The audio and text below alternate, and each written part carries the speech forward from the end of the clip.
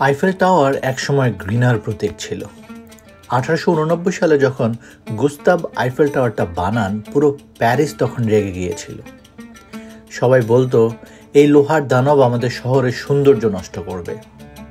শিল্পীরা, লেখকরা, এমনকি কবিরাও এর প্রতিবাদে কলম ধরেছিল। কেউ কেউ বলেছিল এই টাওয়ার কয়েক বছরের মধ্যেই ভেঙে পড়বে। কিন্তু গুস্তাভ থামেননি।